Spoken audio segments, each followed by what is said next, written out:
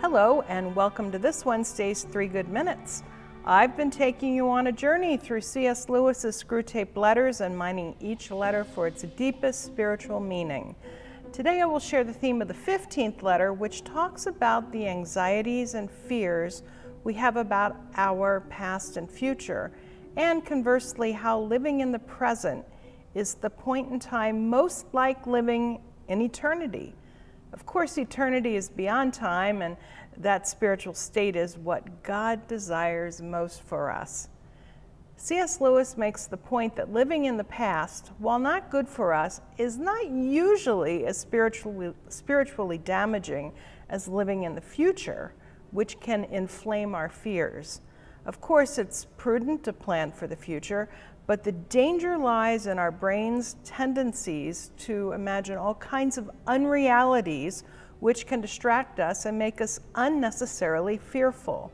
I'm sure we can recall Jesus' words about the birds of the air and the lilies of the field, and how worrying about the future will not add a single hour to our lives. We can also recall the line in the prayer he taught us when we say, "Give us this day our daily bread." He doesn't want us to worry unnecessarily about hoarding our bread for future days. Now, C.S. Lewis goes on to make further points about the dangers of living in the future. He says that nearly all of our vices are rooted in the future. Lewis writes, "Gratitude looks to the past, love to the present, but fear, avarice, lust, and ambition look ahead." He qualifies by saying that when the present pleasure arrives, the sin is already over, and so we again look forward, wanting and planning for more and more.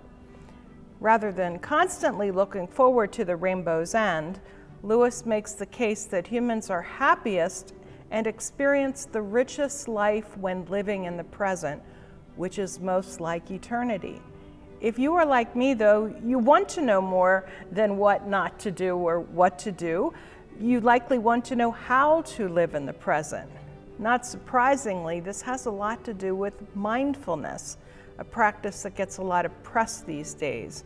Some suggestions cultivating mindfulness include noticing our surroundings, focusing on one thing at a time, practicing gratitude for what we have now, spending time in prayer, finding a good, supportive community of people to surround us, cultivating general mindfulness practices, and stopping just to breathe.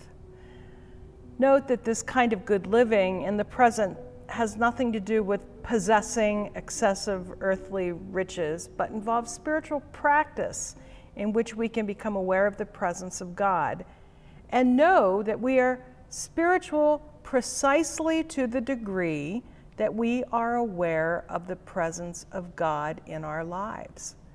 That is why the present for C.S. Lewis connects best to eternity. And not surprisingly, this is what God most desires for us. I bid you a God-filled and mindful week.